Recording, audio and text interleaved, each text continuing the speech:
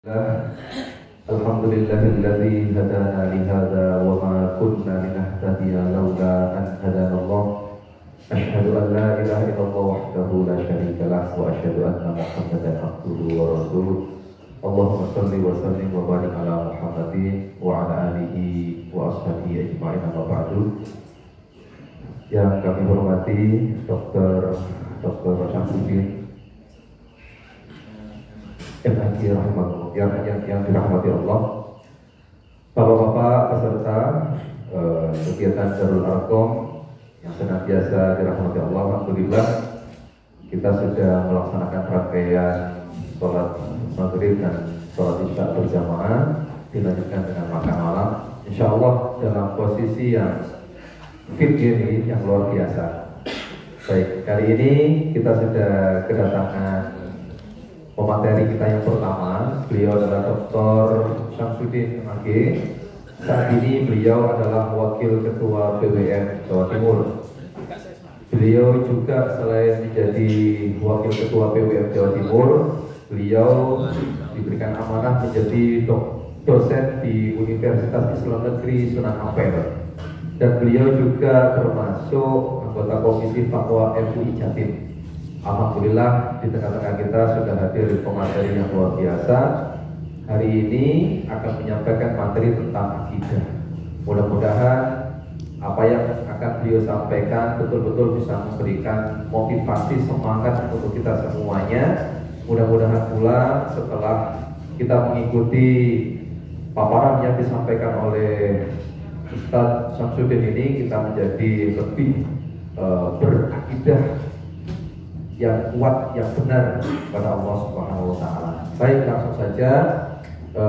Secara teknis nanti paparan akan disampaikan kurang lebih 60 menit atau 1 jam. Nanti setelah itu akan dibuka sesi tanya jawab, gitu ya. Baik, selanjutnya kami berikan waktu kepada Ustaz Syamsuddin untuk mengawali presentasi.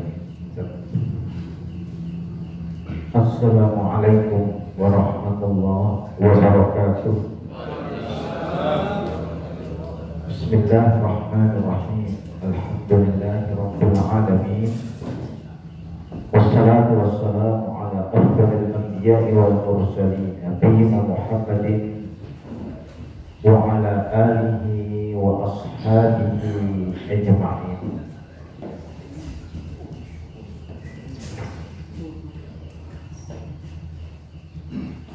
Subhanaka la ilma lana illa ma 'allamtana innaka antal alimul hakim.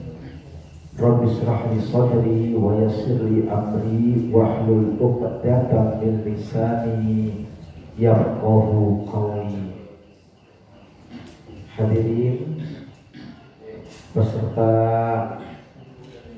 Darul Arqam rahimakumullah, alhamdulillah kita panjatkan rasa tasyakur kita kehadiran Allah atas segala nikmat yang telah dilimpahkan kepada kita semua. Allah Subhanahu wa Ta'ala masih berkenan memberikan kesadaran, memberikan kekuatan untuk tetap istiqomah di dalam ketaatan kepadanya. Mudah-mudahan semua amal ibadah kita diterima di sisi Allah Subhanahu wa Ta'ala. Hadirin, saya akan menyampaikan satu materi yang kami beri judul Peran Tauhid dalam Kehidupan. Karena intisari dari pelajaran akidah adalah tauhid.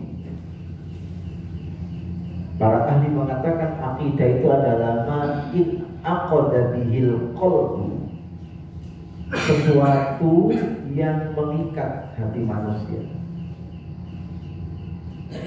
Dan inti dari akidah itu adalah tauhid.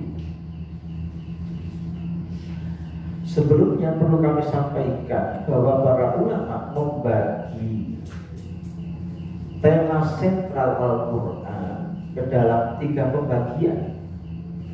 Mereka menyebut aqidah, syariat, dan akhlak. Ayat-ayat yang bicara tentang keyakinan disebut tema aqidah. Ayat-ayat yang bicara tema hukum disebut syariat. Ayat-ayat yang bicara tema budi pekerti luhur disebut akhlak. Ada seorang ulama namanya Syekh Muhammad Ali As-Sabuni yang belum lama meninggal dunia. Dalam kitab tafsirnya yang berjudul Safwatut Tafasir memberi istilah yang sedikit beda walaupun pada intinya sama. Ia membagi dengan kata-kata tauhid, ahkam, dan qasas. Ayat-ayat yang membicarakan keyakinan ia kasih nama tauhid. Kenapa? Karena intisari aqidah adalah tauhid. Ayat-ayat yang membicarakan hukum disebut ahkam. Memang bentuk jamak dari hukmun. Dan ayat-ayat yang bicara tentang budi pekerti luhur dikasih nama qasas. Apa qasas itu? Bentuk jamak dari qisah, cerita. Ya karena pelajaran-pelajaran akhlak di dalam Al-Quran itu muncul dalam bentuk kisah. Nah kemudian gini, dari 3 bagian tadi ternyata porsinya tidak seimbang. Ayat yang atau tema yang porsinya terbesar itu adalah akhlak atau qasas tadi. Hampir 75% ayat dalam Al-Quran itu bicara tentang akhlak.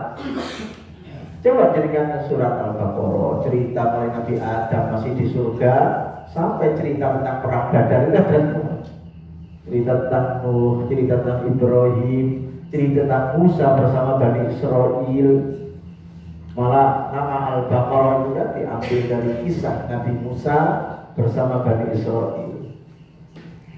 Baru yang kedua itu adalah ayat aqidah atau tauhid tadi. Nah yang paling sedikit itu adalah ayat syariah atau yang bicara tentang hukum agama, itu yang paling sedikit. Baik. Ya, mudah-mudahan tidak ngantuk ya. Tapi semakan rawon panas orang macam. Boleh sih ngantuk biasanya ilmu balik mana. Suasana dingin, rawon panas, waduh kayak ada. Baik. Tapi enak tadi rawon. Mulai mana tuh kali ini pokoknya enak.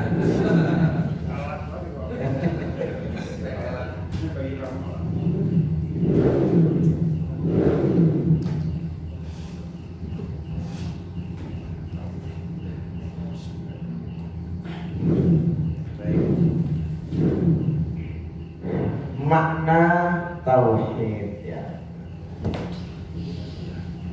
Tauhid tentu saja berasal dari bahasa Arab wahada yuwahidu tauhidan. Wazannya fa'ala yufa'ilu taf'ilan. Yang secara harfiah memiliki makna menyatukan, mengesahkan atau mengakui bahwa sesuatu itu adalah satu. Makanya wahid itu adalah satu. Yang dimaksud dengan harfiah atau pemaknaan harfiah di atas adalah mengesahkan atau mengakui dan meyakini akan keesaan Allah.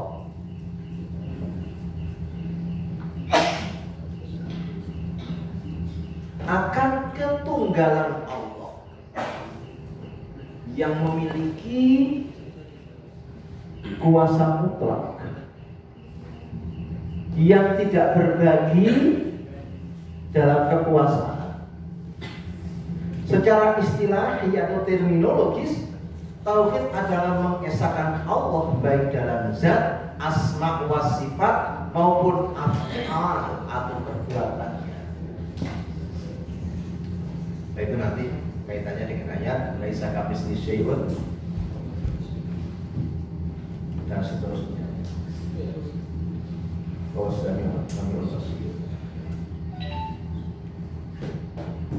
Nah, tentu ini dalam pembahasan tauhid bahwa zat Allah ada, tapi dia tauhid tidak bisa disanding-bandingkan dengan apapun, karena dalam konteks ini eksistensi itu kan hanya dua, ada al-khaliq dan makhluk. Kullu ma siwallahi makhluk, segala sesuatu selain Allah makhluk. Sehingga tidak bisa Allah itu disanding-bandingkan dengan makhluk dalam segala-galanya, dalam zatnya, dalam asma'nya, dalam sifatnya, ataupun dalam af'alnya. Bahwa Allah punya nama ya, bahwa Allah punya sifat ya, bahwa Allah punya af'al, perbuatan-perbuatan ya. Tapi tidak bisa disanding-bandingkan dengan apapun. Laisa kamitslihi syai'un. Nah, inilah kemudian dalam pendirian Ahlus Sunnah bahwa semuanya itu bila takwilin, bila takyifin, wala takwilin, wala tahwilin. Bila takyif, takyif dari kaifa. Oh, apa artinya kaifa itu? Kaifa haluka? Bagaimana? Apakah Allah punya zat? Iya. Bagaimana zatnya Allah? Tidak pakai bagaimana. Selesai. Karena kalau kita jawab bagaimana, itu nanti bisa ketemu dengan makhluk. Apakah punya sifat? Iya. Apakah punya nama? Iya. Ada asma'ullah al-husna. Ada 99 nama Allah yang indah-indah. Allah Rahman. Manusia ada yang Rahman? Iya, ada. Tapi Rahmannya Allah tidak boleh disamakan dengan Rahmannya manusia. Justru nanti ada Rahmannya Allah itu harus diinternalisasikan ke dalam diri hamba, sehingga kita menteladani sifat-sifat indahnya Allah. Apakah Allah berbuat? Iya. Tapi perbuatan Allah tidak bisa disamakan dengan perbuatan makhluk. Siapa makhluknya itu? Kullu ma siwallahi makhluk. Segala sesuatu selain Allah adalah makhluk. Baik.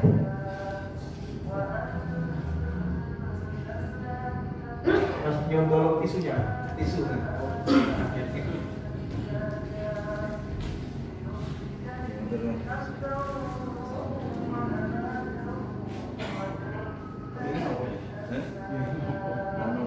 Nggak kuat teman-teman. AC ya? Ada AC enggak?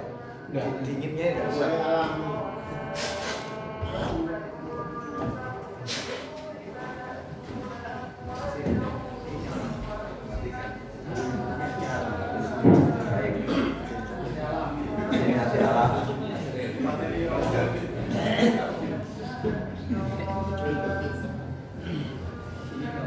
Jadi tauhid adalah esensi akidah dan iman dalam Islam.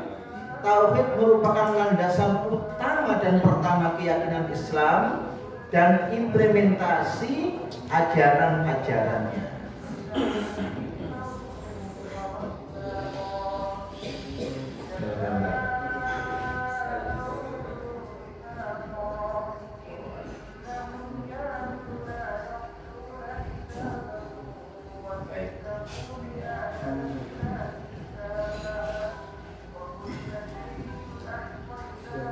Dengan demikian maka tauhid adalah esensi akidah dan iman dalam Islam.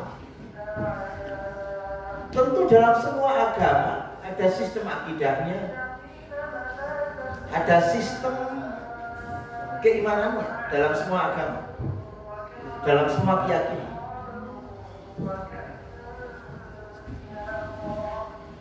Tapi agama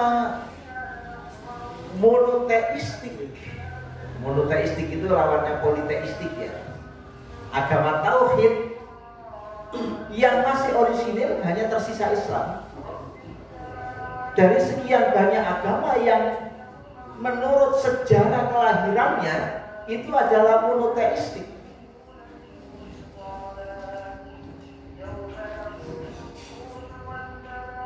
Nah,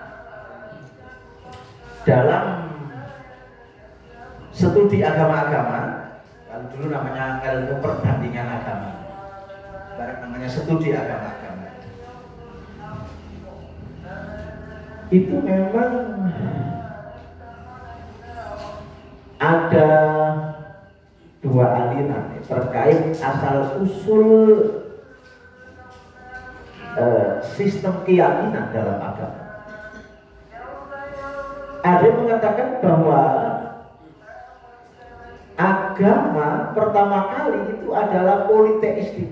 Apa politeistik itu? Ya syirik lah, menyembah banyak dewa. Nanti tiap-tiap benda ada penjaganya sendiri. Gunung ada yang Gaurakso, Segoro ada yang Gaurakso, macam-macam. Sawah ada yang Gaurakso, Pos Hansip ada yang Gaurakso. Jangan sip. Nah kemudian sejalan dengan kemajuan peradaban Islam, dengan sejalan dengan kemajuan peradaban manusia, kemudian sejalan dengan kemajuan pikiran-pikiran manusia, maka agama yang semula politeistik tadi itu menjadi monoteistik.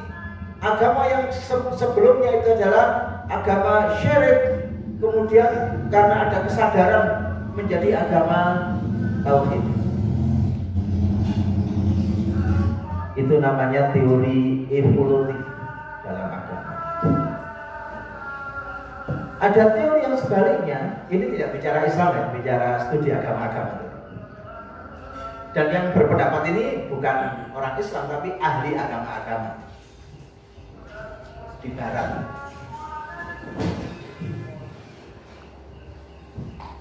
Sebaliknya, agama yang mula-mula itu adalah agama tauhid atau agama monoteistik. Kemudian terjadi penyimpangan-penyimpangan, akhirnya muncullah agama-agama politeistik atau agama syirik tadi itu. Nah kalau ini cocok dengan Islam, bahwa agama yang mula-mula turun yang diajarkan oleh Adam alaihissalam adalah agama tauhid karena memang membawa misi tauhid.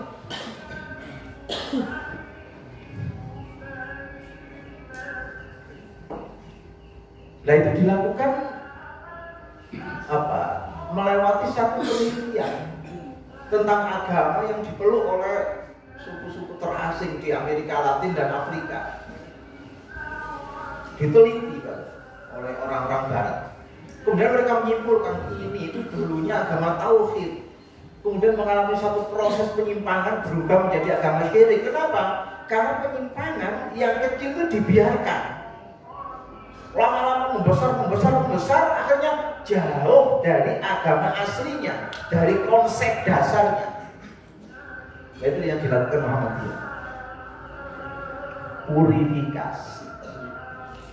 Proses pemurnian ajaran agama Islam ini dari anasir-anasir yang telah anasir-anasir luar yang masuk ke dalamnya.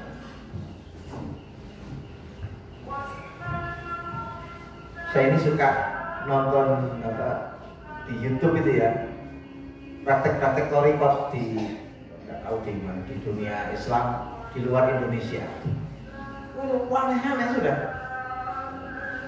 Ada yang rambutnya dibiarkan gondrong, kalau ibadah itu rambutnya diputar-putarkan. Artinya memang tidak bisa dihindari bahwa ketika Islam masuk di dalam satu wilayah, unsur lokal itu pasti tidak bisa tidak. Dan itu tidak apa-apa. Asal unsur lokal itu tidak merubah struktur akidah tadi, yaitu akidah tauhid. Kalau saya kemudian pakai songkok ini, ya jelas unsur lokal ini. Kalau jenengan jualan songkok ini di Arab depan Masjidil Haram sana, 2 tahun tidak ada yang beli. Karena orang Arab menganggap ini lucu. Saya pernah diminta kopiah saya katanya lucu. Ya kan ini khas Melayu, Brunei, Malaysia, Singapura, pakai gini khas Melayu. Sehingga kopiah produksi Gresik itu mana-mana, Malaysia, Brunei, negara-negara Melayu. Saya punya teman sekarang jadi wakil rektor 1 di UIN Ar-Raniri Aceh. Saya tanya, kopiahnya kok bagus Pak? Beli di mana? Oh ini khas Aceh. Ini coba saya lihat. Saya lihat dalamnya Gresik di mana?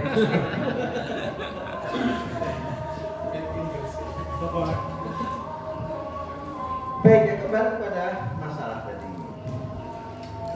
Nah, kemudian akhirnya mereka menghubung-hubungkan. Kenapa di dalam Hindu ada Dewa Brahma? Itu menurut mereka ya tidak jauh-jauh dari Ibrahim kata-kata itu. Barangkali saja itu juga pemeluk agama Ibrahim dulunya. Karena proses panjang penyimpangan dibiarkan tidak diperbaiki, akhirnya berubah menjadi jadi nggak ada sendiri.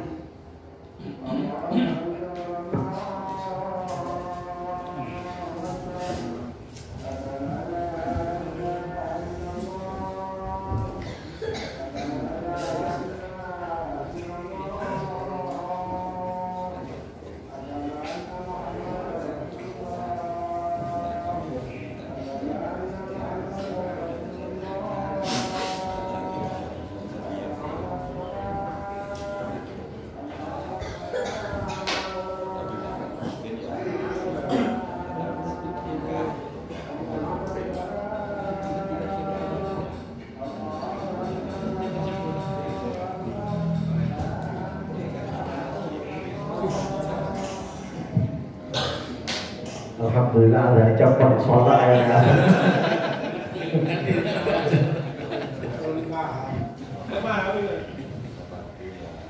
Tepos liro berarti. Nah kemudian juga kata-kata Zulkifli. Dalam Al-Quran ada seorang nabi namanya Zulkifli atau Zalkifl. Tapi itu adalah seorang nabi yang jati dirinya tidak ada penjelasan dalam Al-Quran. Beda dengan Nabi Musa, ada proses dibuang di sungai, ditemukan oleh keluarga Fir'aun. Tapi Zulkifli tidak ada jati dirinya, tidak diceritakan dalam Al-Quran, tapi namanya ada Zalkifl. Kemudian muncul menghubungkan antara Zulkifli itu dengan Buddhisme, agama Buddha. Karena dalam bahasa Arab Zu atau Za itu artinya penguasa. Kifl adalah negeri Kapilawastu. Pangeran Kapilawastu yang kemudian keluar dari istana menjadi seorang pertapa mengajarkan kebaikan, itu kan namanya Buddha Gautama. Sehingga mereka meyakini ya, dengan analisis bahasa itu sejatinya Buddha Gautama yang disembah orang aslinya adalah nabi yang mengajarkan tauhid yang dalam Quran namanya Zulkifli. Kenapa ia kemudian disembah orang? Ya sama, kenapa Yesus atau Nabi Isa disembah orang? Proses penyimpangan tadi. Bukan Nabi Isa mengajarkan Trinitas, ya tentu saja tidak. Nabi Isa mengajarkan tauhid. Jadi kan bisa browsing di internet tentang khutbah Yesus yang terkenal di atas bukit itu. Sehingga saya di Injil Yahya, tapi ada sering saya lihat khutbah Yesus yang terkenal di atas bukit. Sima ya Israel, Adonai Elohinu, Adonai Ahud. Itu kalau bahasa Arab, Isma'u Bani Israel, ilahuna ilahun wahid, atau inna ilahana ilahun wahid. Dengarkanlah hai Bani Israel, sesungguhnya Tuhan kita adalah Tuhan yang Maha Esa. Ajaran Nabi Isa masih ada di perjanjian lama, di Bible masih ada.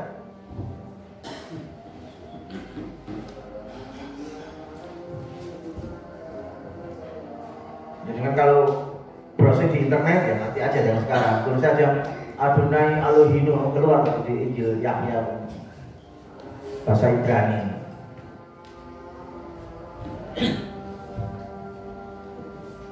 Nah, seperti itu. Bandingannya adalah ayat Al-Quran yang mengatakan litunzira qauman ma unzira aba'uhum fahum ghafilun. Hei Muhammad, kamu ditugaskan untuk memberi peringatan kepada suatu kaum yang bapak-bapak mereka tidak memperoleh peringatan, sementara mereka sendiri adalah kaum yang lalai. Itu kan kaitannya dengan wilayah Mekah dan sekitarnya. Setelah selesainya era Ismail putra Ibrahim alaihissalam, tidak ada seorang nabi pun yang diutus di situ, sehingga ajaran tauhid yang dibawa oleh Nabi Ibrahim, yang dibawa oleh Nabi Ismail, perlahan-lahan mengalami proses penyesatan tadi itu.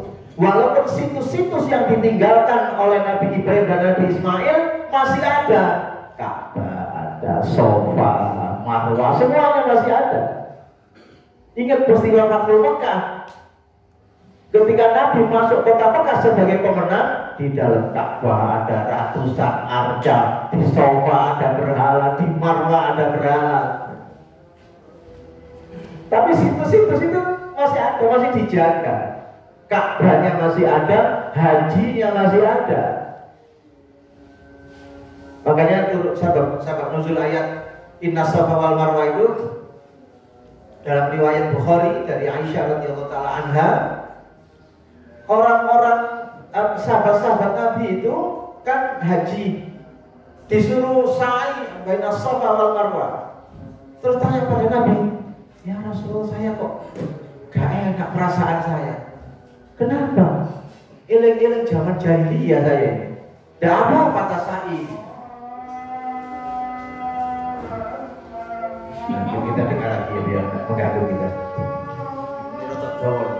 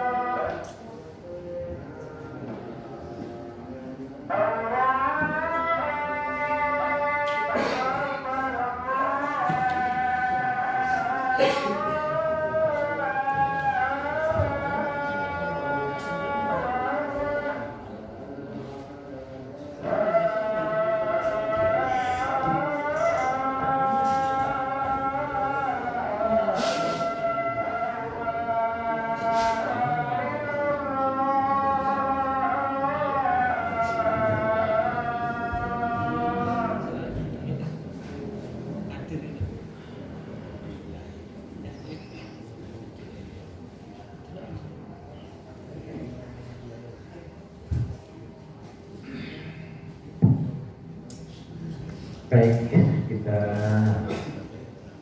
lanjutkan.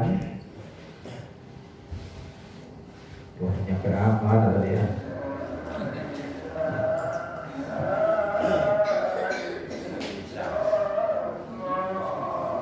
Ya, jadi apa? Ketika para sahabat mengatakan, ya Rasulullah, saya ini kok gak enak perasaan saya sa'i antara Safa dan Marwah ini. Kenapa? Iling-iling zaman jahiliyah dulu, saya ini kan juga gerak-gerak begini, riwari begini hajinya. Cuma di Safa ada berhala, di Marwah ada berhala, jadi bergerak dari satu berhala menuju berhala yang lainnya.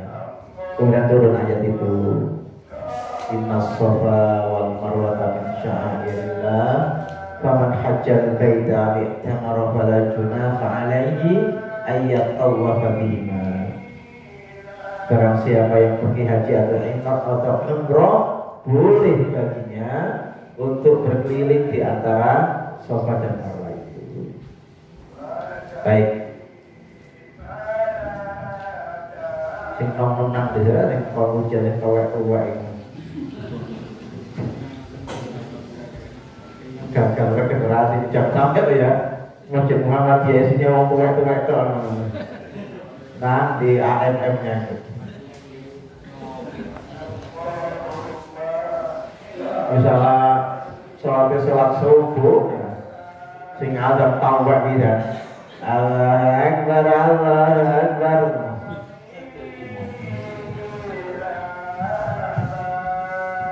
Jadi tanpa tauhid tidak ada iman, tidak ada akidah, tidak ada Islam dalam arti yang sebenarnya. Walaupun ada orang Islam, ada masjid, tapi kalau tauhid mereka tidak lagi terjaga dengan baik, tidak lagi terjaga secara jernih, maka yang kehilangan ruh dari agama itu jadi hilang. Kalau sudah begitu, sudah mudah diombang-ambingkan, mudah termakan oleh bujuk rayu. Karena tidak ada lagi fanatisme di dalam akidah. Makanya dalam tauhid Islam, iman, akidah. Islam harus Islam tauhid, imannya harus iman tauhid, akidahnya harus akidah tauhid. Bisa kita katakan bahwa tauhid itu pangkal akidah dalam Islam. Dengan tauhidlah kita yakin akan wujud Allah dan kita tidak menyekutukan zat, sifat serta perbuatannya.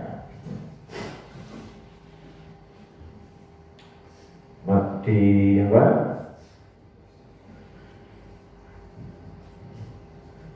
Saya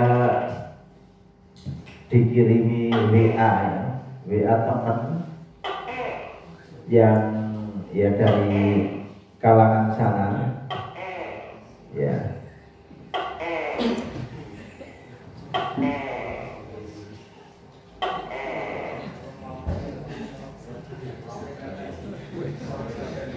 Masih ada coba.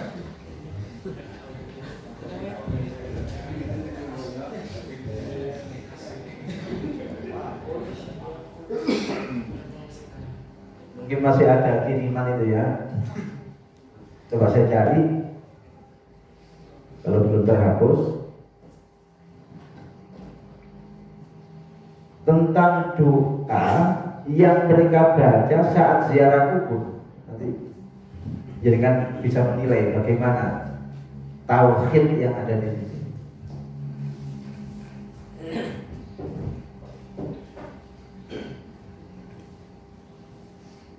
Agak lama sudah.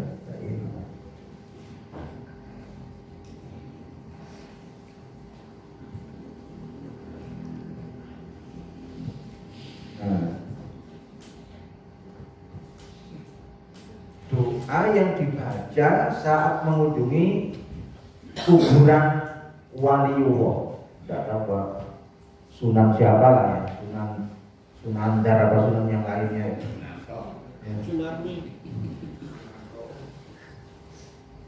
Salamullahi wa rahmah alaikum ya waliyallah. Masih biasa.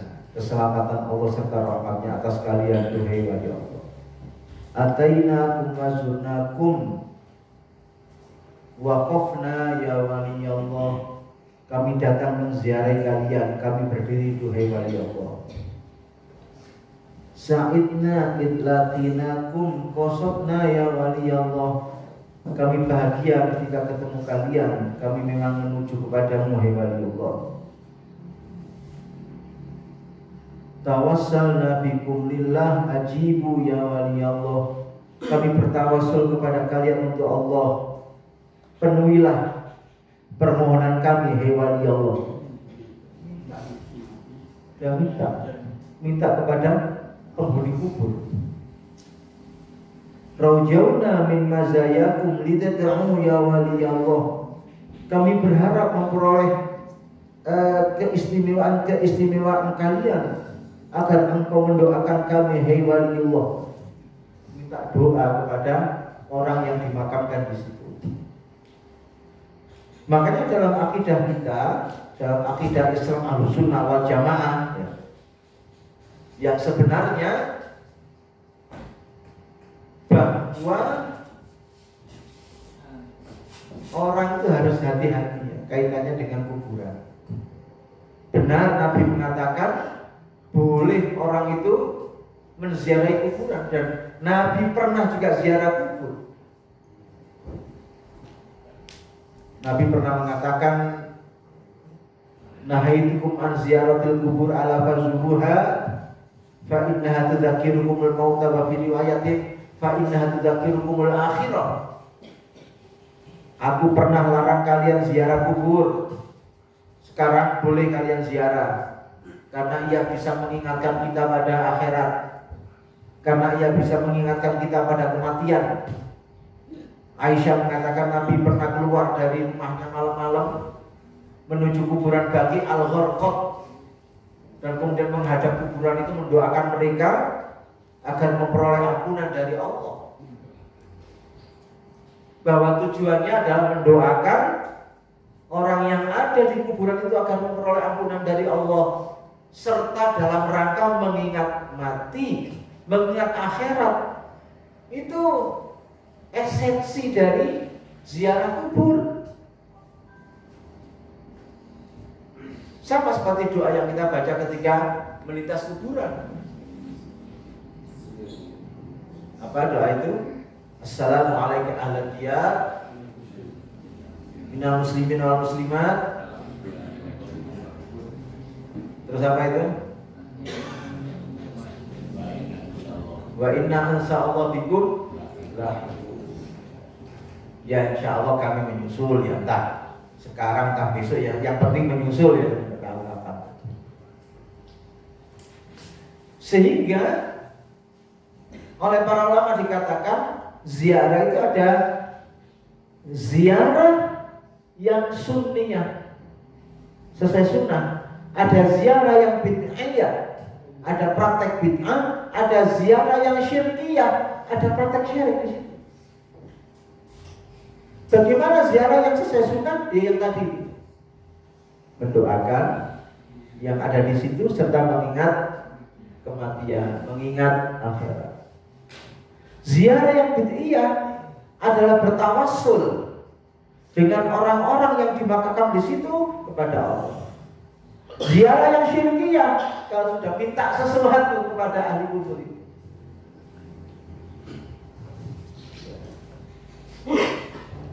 Jadi saya diceritain teman yang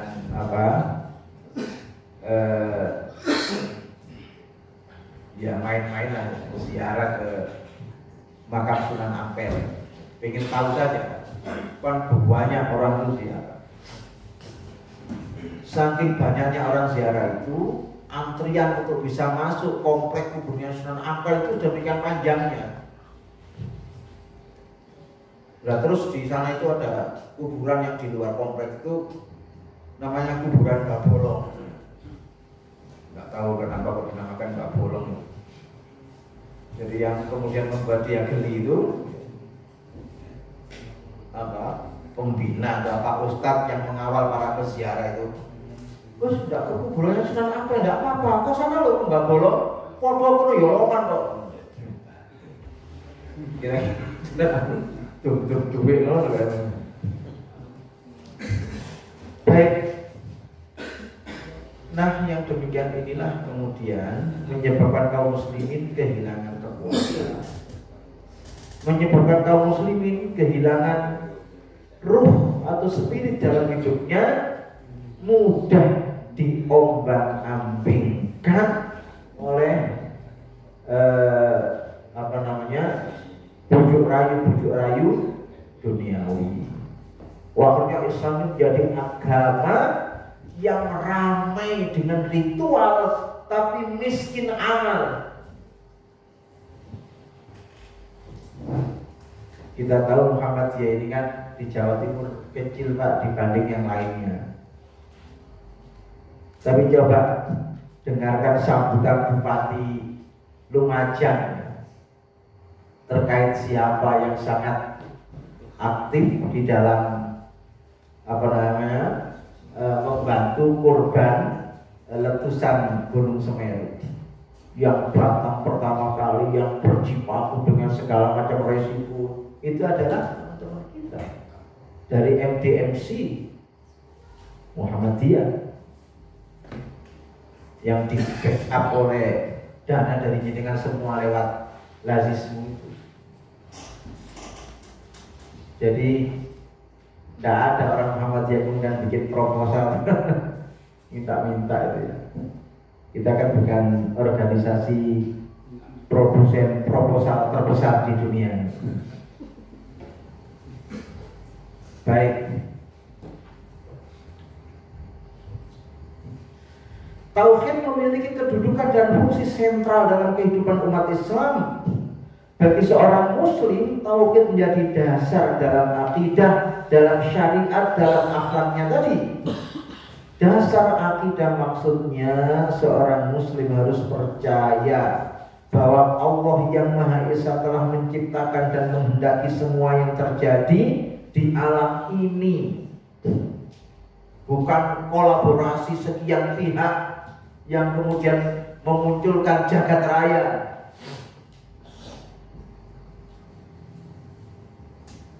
Dalam syariat maksudnya setiap orang muslim dalam menjalankan syariat Allah, ibadah dan muamalahnya harus dilakukan dengan niat yang ikhlas, benar-benar mengharap ridha Allah. Makanya riya itu disebut apa? Syirik kecil. Karena di samping mengharap ridha Allah juga mengharap puja-puji manusia. Sebagai dasar dalam akhlak, maksudnya setiap orang muslim dalam berakhlak hendaknya berdasarkan prinsip-prinsip dalam agama Allah. Prinsip-prinsip bukan rincian. Kalau rincian ya beda dengan fikih. Fikih itu dasarnya rincian, dari rinci. Kalau akhlak dalil global, dalil ijmali. Jangan saya tanya cium tangan orang tua itu ada dalilnya atau tidak?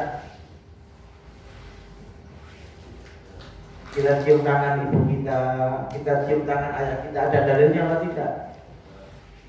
Ya tidak ada dalil tentang cium tangan. Apakah kemudian cium tangan itu bid'ah? Ya tidak begitu. Dalilnya dalil umum apa? Birrul walidain, perintah berbakti pada orang tua. Lalu kemudian di wilayah ini bahwa salah satu wujud bakti kepada orang tua itu adalah cium tangan, ya tidak apa-apa. Nah, yang begini ini kita harus paham bahwa Islamisasi tidak identik dengan Arabisasi. Jadi dalam Islam ini ada ajaran Islam, ada juga budaya Arab. Dan bicara budaya itu sudah jelas. Siji desa mau geni mau joro.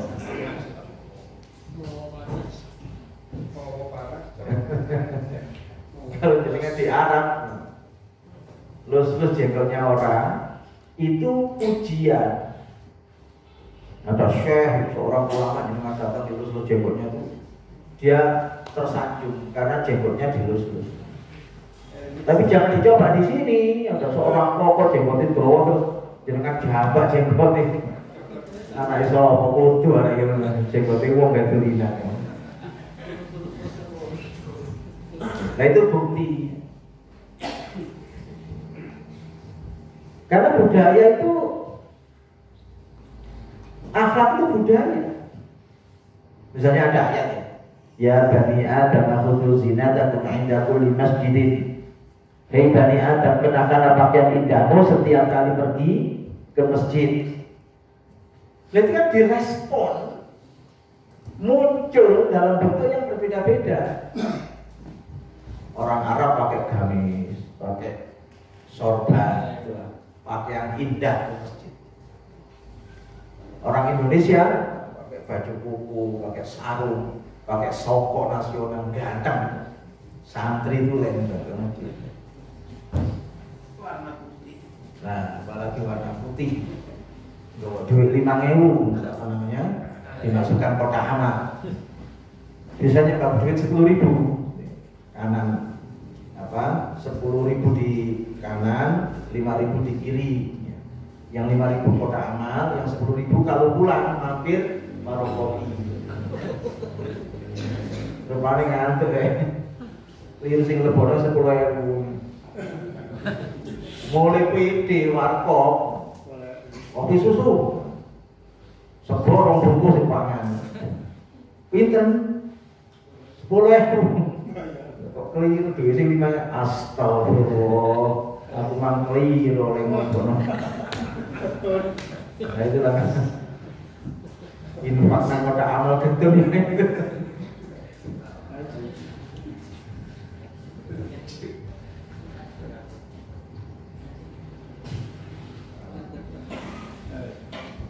Nah orang Turki, apalagi sekarang yang muda-muda itu, Masya Allah, luar biasa semangatnya ke masjid. Kalau jenengan pergi ke Turki itu pakai jas semua, pakai jas semua. Ya ke masjid itu pakai jas bagus-bagus. Kalau jenengan tiap hari pakai jas itu dirasakan orang. Kan Nabi mana paling hari ini?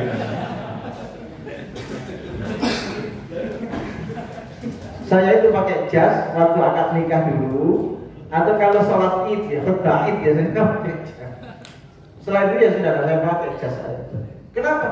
Sumpah kita ini negara tropis. Aku pakai baju biasa gini aja rasanya panas kok pakai jas. Nah sementara di Turki sana kan dingin, ya makanya pakai jas.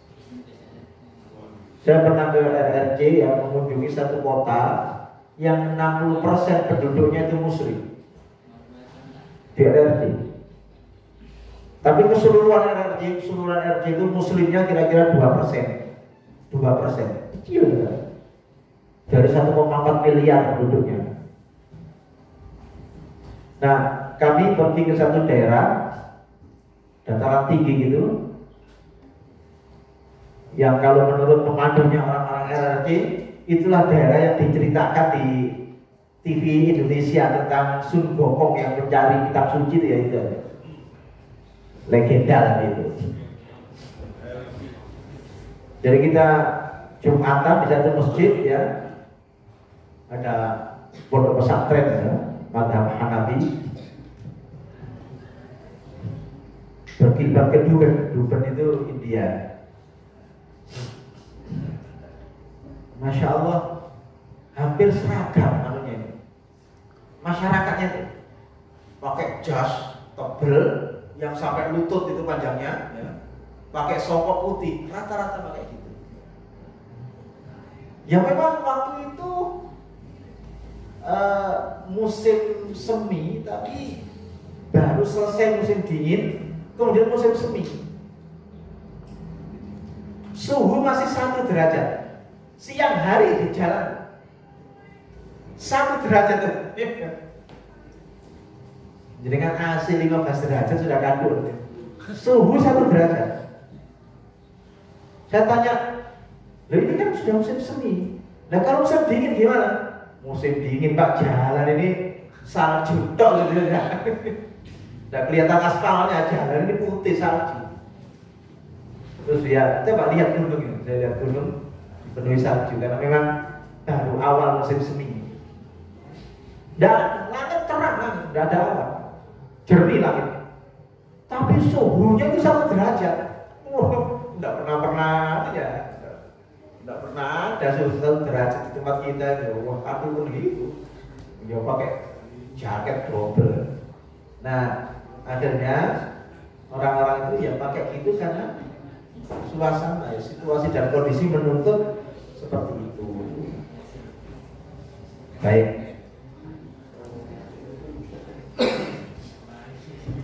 Ya sama kalau jenengan ada orang duduk-duduk ya, kemudian kita lewat di depannya sambil dangak, kemudian ada yang lagi lewat sambil sedikit membungkukkan badannya. Yang sopan yang mana? Oh, yang membungkukkan badannya. Tapi jangan tanya apa ada dalilnya kalau lewat itu sedikit membungkukkan badan. Tidak ada, Pak. Dalilnya itu adalah berbuat baik kepada sesama. Yang kalau di sini berbuat baik itu salah satu wujudnya adalah itu.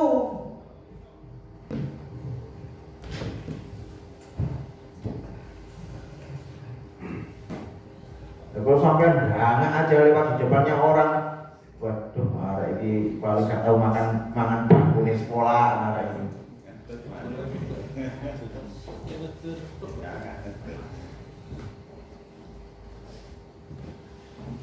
Baik, esensi akidah dan iman dalam Islam adalah tauhid. Sebagaimana ayat mengatakan wa idh qala Luqman li ibnihi wa huwa ya'iduhu ya bunayya la tusyrik billah innasyirka la dzulmun 'adzim. Wa dan ingatlah ketika qala berkata Luqman diberi kepada putranya wahwa ya'iduhu, dia memberikan mau'idhah atau nasihat kepada putranya, ya bunayya, duhai putraku, la tusyrik billah, jangan engkau syirikatkan sesuatu dengan Allah. Inna syirka, sesungguhnya syirik, la dzulmun 'adzim, adalah kezaliman yang besar atau dosa yang besar. Itulah sebabnya dalam Islam kunci keselamatan ukhrawi adalah tauhid. Kunci keselamatan ukhrawi adalah tauhid. Sebaik apapun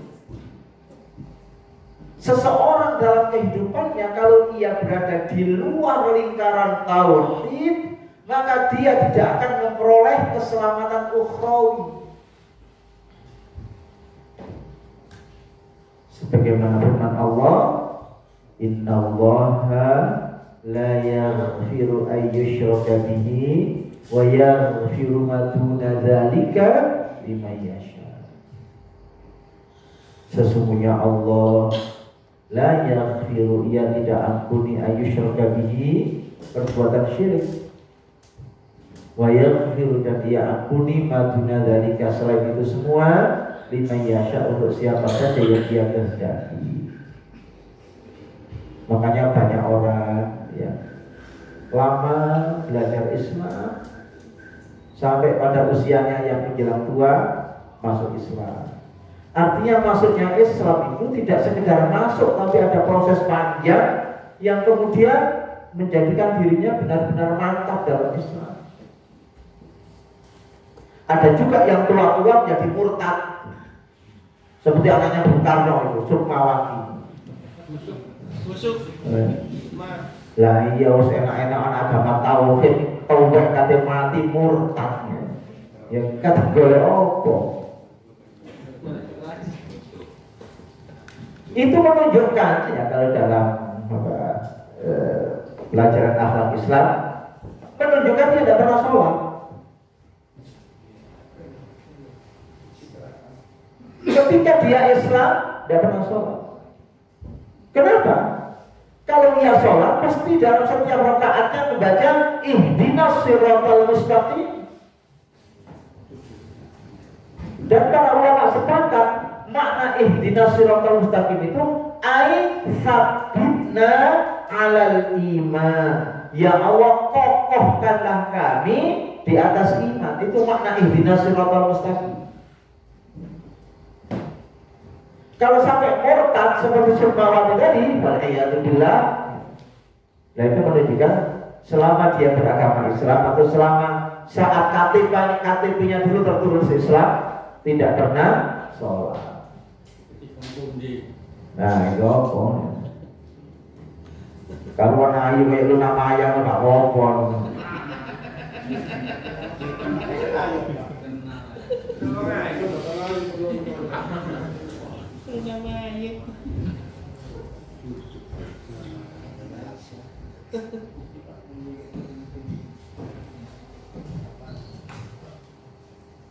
Baik.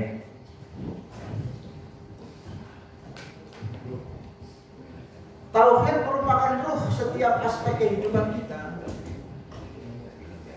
Diri seorang muslim yang benar-benar memahami tauhid dan konsekuen dengan ikrarnya, asyhadu an la ilaha illallah wa asyhadu anna Muhammad Rasulullah, maka implikasinya akan universal dan komprehensif. Hal yang demikian itu dikarenakan tauhid merupakan ruh bagi setiap aspek dalam kehidupan, baik itu aspek ekonomi, politik, pendidikan, sosial, budaya, militer, hukum, dan lain sebagainya. Konsepsi tauhid tidak sekedar berdimensi akidah, akan tetapi juga melahirkan konsep selanjutnya, yaitu tauhid sosial. Hadirin, ada pertanyaan yang menarik ya. Nabi pernah mengatakan khairul quruni qarni, tsumma alladzi yalunahum, tsumma alladzi yalunahum. Sebaik-baik era, sebaik-baik kurun, ya kurun ini. Baru kemudian yang berikutnya, baru kemudian yang berikutnya.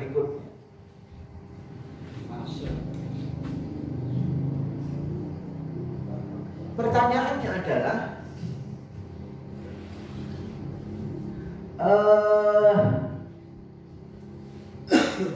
produk apa sih yang ditampilkan oleh masyarakat generasi Nabi? Bukankah tidak ada kemajuan-kemajuan yang berarti? Peradaban masih tertinggal, Islam masih dalam lingkaran Jazirah Arab, belum meluas keluar Jazirah Arab. Baru era setelahnya itu tabi'ut tabi'in, terutama pada zaman Abbasiyah, disebut era puncak atau era zaman keemasan Islam, di mana peradaban menjulang tinggi, kekayaan merata, kemakmuran di mana-mana. Sehingga ada cerita tentang 1001 malam kan zaman Abbasiyah. Cerita tentang Sinbad, ya, si petualang.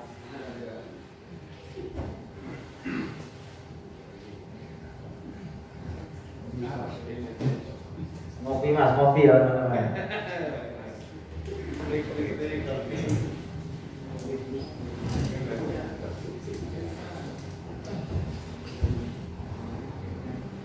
Orang ngaji ngantuk, tidak apa-apa.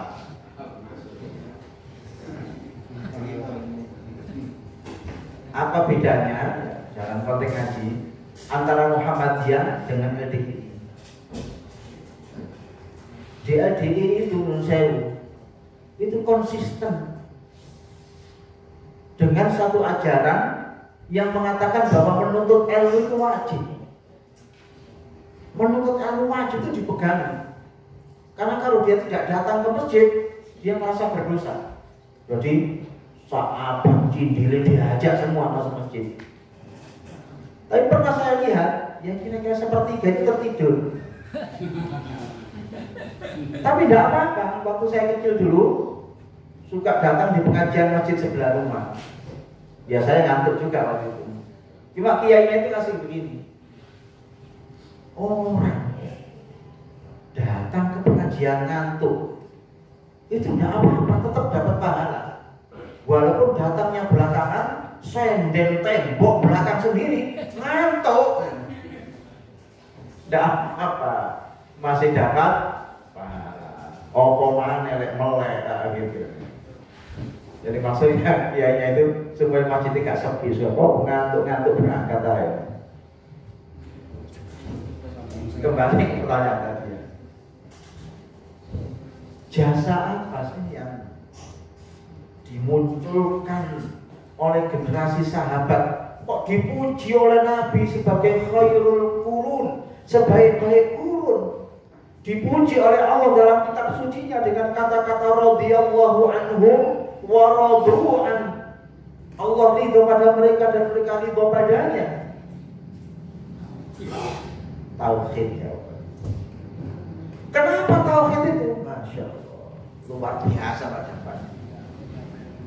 Kita tahu bahwa bangsa Arab adalah bangsa yang tertinggal oleh bangsa-bangsa lain yang pekerjaannya gembalakan onta, tidurnya di cekungan-cekungan gua, tidak diperhitungkan dalam percaturan politik internasional.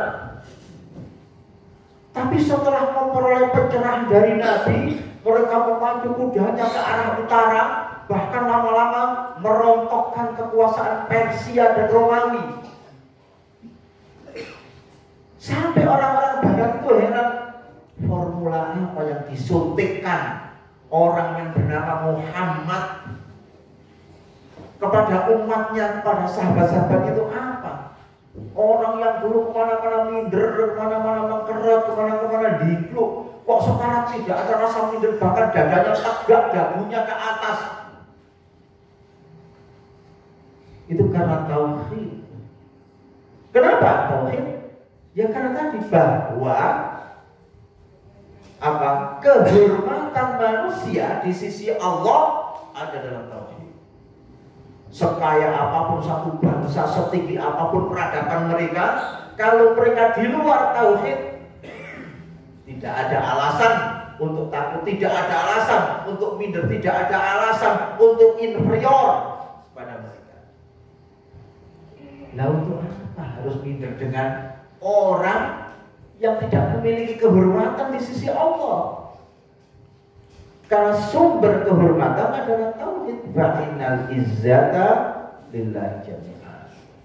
Inilah yang membuat bangsa Arab ya dipimpin Nabi yang sebelumnya itu tidak diperhitungkan sama sekali dalam percaturan politik internasional, wahnya tampil PD-nya luar biasa, gak wedi blas, sehingga dalam perang-perang yang jumlahnya tidak berimbang selalu memperoleh kemenangan.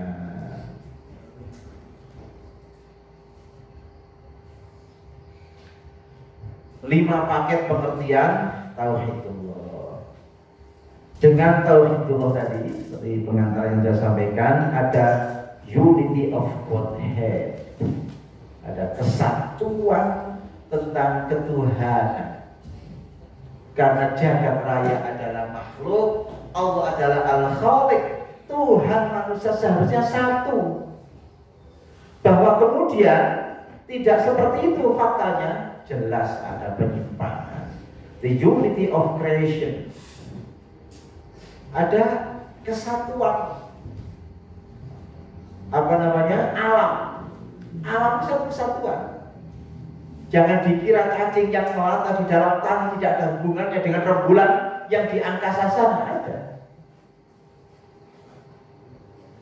Makanya keseimbangan alam ini kalau diganggu oleh manusia, ya dampaknya manusia yang menanggungnya. Karena Allah menciptakan alam dalam keadaan seimbang. Apa ayat di surat Al-Mulk itu?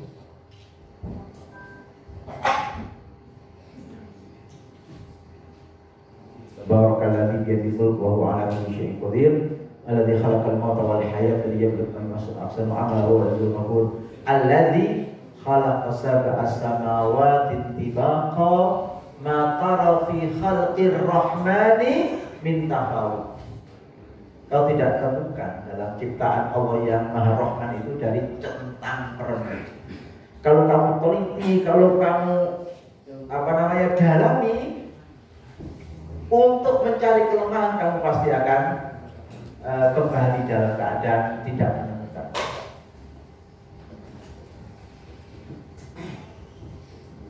Saya punya kami dalam satu diskusi. Ini bukan perspektif kedokteran. Kenapa kemudian muncul wabah corona macam-macam yang mengharu-biru kehidupan manusia. Bulan Juli Agustus kemarin itu kena varian Delta, masya Allah, terbang aja. Iya, saking banyaknya. Malaysia, Biro, yang memang intonasi itu menentukan makna, Pak. Kalau saya tadi ceramah, Assalamualaikum warahmatullahi wabarakatuh, ceramah. Assalamualaikum.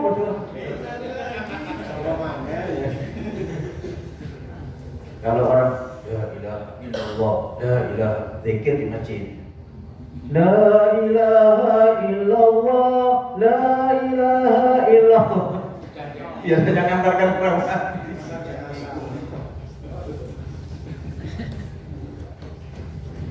The unity of mankind. Kesatuan manusia itu satu. Semuanya anak turunnya ada. Cucunya Nabi semua Nabi Adam. The unity of guidance, mestinya ada satu bimbingan. The unity of the purpose of life, mestinya ada satu panduan kehidupan. Itu sebenarnya konsekuensi dari tauhid itu. Tuhan yang disembah manusia harus satu, alam ini satu kesatuan, manusia itu satu kesatuan, bimbingannya mesti satu dari Allah, panduan kehidupan juga mesti satu. Nah, inilah konsep bahwa manusia itu bersaudara di situ. Nah, coba. Landasan tauhid yang kuat mencetak generasi tauhid yang memiliki ciri-ciri positif dalam melakukan aktivitas sosialnya. Landasan tauhid, komitmen untuk patuh pada Tuhannya. Karena ada tauhid.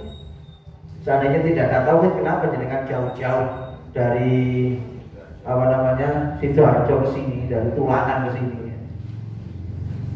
menolak pedoman hidup selain dari Allah. Itu konsekuensi tauhid. Bersikap progresif melakukan penilaian terhadap kualitas kehidupan. Karena tauhid terus ada umurnya. Sehingga kita tidak segan-segan untuk koreksi ke dalam, baik sebagai pribadi ataupun sebagai organisasi. Tujuan hidupnya jelas.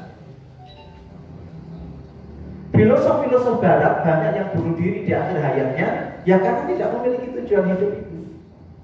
Memiliki visi kehidupan yang jelas.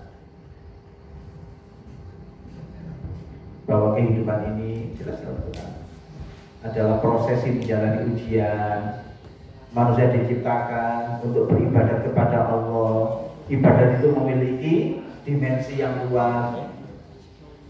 Jangan kemudian yang dikatakan ibadah itu hanya menggelar sajadah di dalam musola. Nah, sebagai makhluk ciptaan Allah yang bahasa Arabnya adalah Abdullah, hendaknya manusia mengetahui dan memahami 99 nama-nama Sang Pencipta. Walillahil asmaul husna fad'uhu biha. Ayat. Allah memiliki nama-nama yang indah. Berdoalah kamu dengannya. Allah Ar-Rahman, Allah Ar-Rahim, Al-Bari, Al-Alim, Al-Halim, Al-Mubti, Al-Wajidu, Dzul Jalali wal Ikram, dan seterusnya yang biasanya sudah dihafal oleh anak-anak. Nah, kemudian direfleksikan dalam kehidupan untuk menciptakan manusia yang unggul. Internalisasikanlah rahmatnya Allah ke dalam dirimu. Internalisasikanlah rahimnya Allah ke dalam dirimu. Internalisasikanlah rozaknya Allah ke dalam dirimu, dan seterusnya. Allah Ar-Razzaq, zat yang maha memberi rizki. Kemudian kita internalisasikan sifat Allah ke dalam diri kita, maka kita menjadi orang yang peduli terhadap sesama. Kalau melihat orang lain tidak punya pekerjaan, yang kita usahakan supaya mereka bisa dapat pekerjaan. Kita tidak punya pabrik, tapi punya informasi. Ya berikan informasi, siapa tahu dengan informasi itu dia dapat pekerjaan. Kita punya ilmu, keterampilan, ya ajarkan keterampilan itu supaya dia bisa terampil dan lain sebagainya.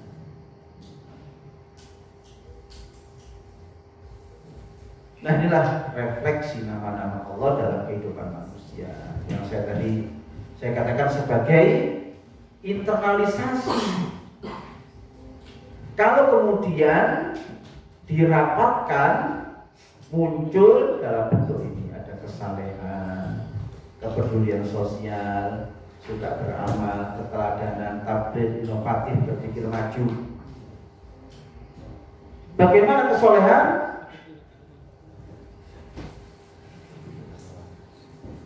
Ada kesalehan pribadi, ada kesalehan dalam keluarga, ada kesalehan di tengah-tengah masyarakat. Pribadi jujur, sabar, bekerja keras, istiqomah, tidak gampang loyo, kesandung masalah sedikit, putus asa, dikit-dikit mengeluh kok dikit. Dalam keluarga menghormati orang tua, menyayangi anak, bermusyawarah, membantu saudara, kerabat. Dalam masyarakat mengembangkan tolong-menolong, membantu yang lemah, menghargai orang lain, membela yang dizolimi, membela yang tertindas.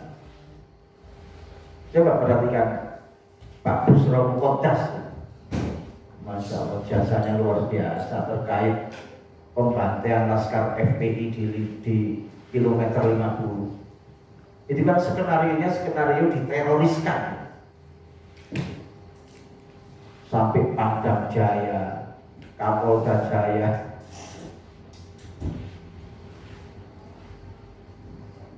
Tidak ada yang berani buka suara.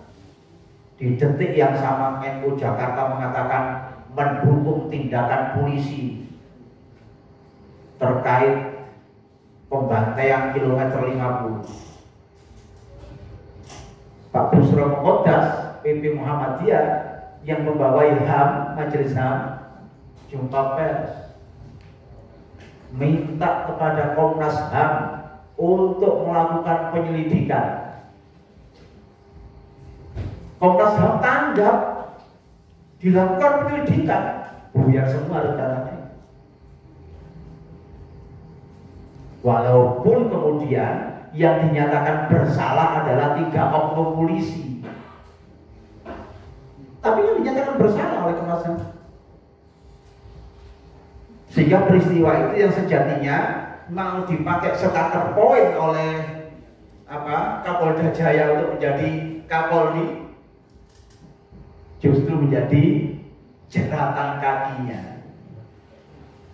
Nah itu namanya wa makaru wa makarallah wallahu khairul makirin. Tapi ya efeknya Muhammadiyah ya dihajar oleh kekuatan mereka. Langsung menteri agamanya diganti oleh Ansor. Itu kan gara-gara itu. Maksudnya itu untuk menghajar Muhammadiyah.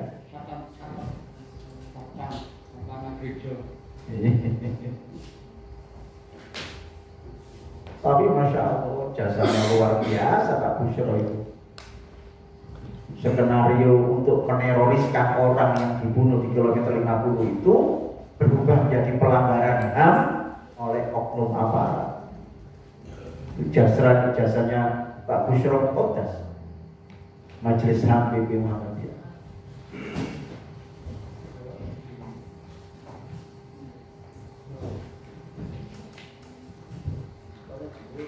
Kepedulian sosial tadi ya, kita sudah nyata melakukannya. Jadi Masya Allah kita ini diajarkan atau ditinggali warisan yang luar biasa oleh Yai Ahmad Dahlan. Jadi kita tidak boleh kemudian menolong orang, PKB selama dia manusia, maka kita punya kewajiban untuk menolongnya.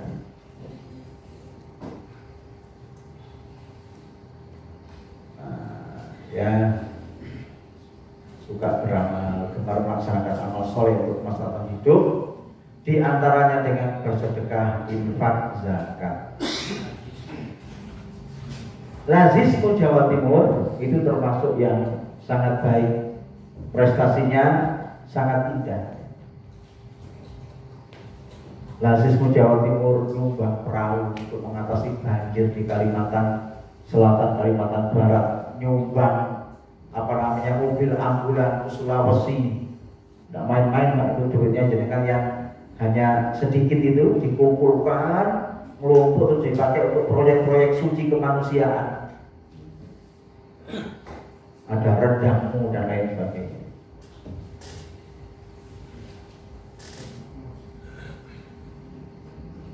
Keteladanan menjadi uswah hasanah, semuanya itu efek tauhid ya. Rendah hati, penyayang, adil, penyantun, bijaksana. Itulah refleksi dari nama-nama Allah dalam Asmaul Husna. Laqad kana lakum fi Rasulillahi uswatun hasanah liman kana yarjullaha wal yawmal akhir wa dzakarallaha katsiran. Bahwa pada diri Rasulullah itu ada teladan yang indah. Demikianlah kita sebagai umat Muhammad harus mampu tampil sebagai sosok yang layak, yang patut untuk diteladani. Apalagi para kader ya. Nah ini tabligh dalam arti menyampaikan kebaikan, komunikatif, terampil membangun jaringan. Jadi kan yang berada di lembaga pendidikan, tabligh ini wajib. Kalau memang kita memiliki nilai-nilai keunggulan, komunikasikan dengan masyarakat supaya masyarakat bergabung dengan kita. Komunikatif, ngomong dengan siapa saja harus baik. Hadirin semuanya, Bapak Ibu rahimakumullah, ya, saya ingin mengingatkan. Saya tidak bicara sekolah jenengan. Saya hanya bicara UMM misalnya, yang puluhan ribu mahasiswanya. Itu kira-kira yang Muhammadiyah berapa persen? Katakanlah dari 10.000 mahasiswa UMM itu, yang Muhammadiyah atau dari keluarga Muhammadiyah berapa persen? Tidak ada 10%. Makanya yang baik kalau komunikasi dengan orang-orang yang tidak Muhammadiyah. Komunikasi ya, komunikasi. Gitu, saya misalnya mereka memboikot gara-gara omongan kita yang kasar, gara-gara omongan kita yang menyelekit, dan itu bukan ciri Muhammadiyah. Terusnya kalau yang ngisi sekolah-sekolah Muhammadiyah, ini kan punya sekolah, coba dilacak berapa persen keluarga mereka yang Muhammadiyah. Nah, karena Muhammadiyah telah terbukti melakukan kebaikan-kebaikan, itulah mereka punya trust, punya kepercayaan kepada Muhammadiyah. Kami di PWN itu rasanya hampir tiap bulan itu ada orang yang datang mewakafkan tanah, itu ada saja.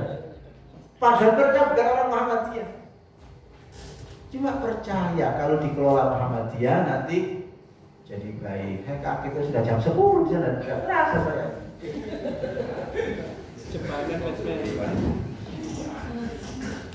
Nah, inovatif ini nanti diterangkan oleh Pak Mustikon yang ahli pendidikan ya. Dan hal-hal baru, jangan kalau kita tidak inovasi ketinggalan Pak. Gampangannya semua sekolah sudah pakai komputer, jadi kan masih pakai mesin tik cepetek Melayu kabeh. Tapi inovasi itu adalah keterampilan untuk membuat hal baru yang lain-lainnya belum bikin. Itu yang membuat kita.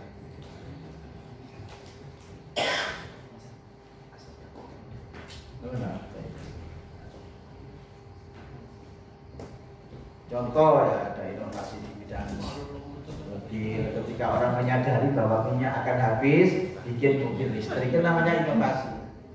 Demikianlah sekolah kita, rumah sakit kita, panti asuhan kita harus ada inovasi. Kalau tidak ya kita tidak akan bisa fastabiqul khairat dengan yang lain-lainnya.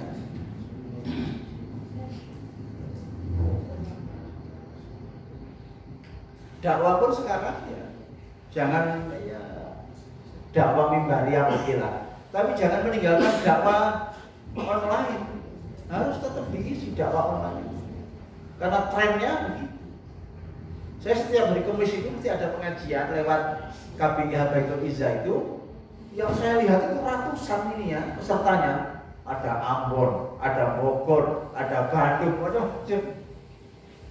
Yang itu tidak mungkin kalau mengumpulkan orang jauh-jauh itu. Berpikiran maju, moderat, terbuka, kemajuan. Habis ini ya. Ya, sementara inilah yang bisa kami lakukan, kami sampaikan. Mohon maaf apabila ada kelebihan atau kekurangan. Saya kembalikan kepada moderator.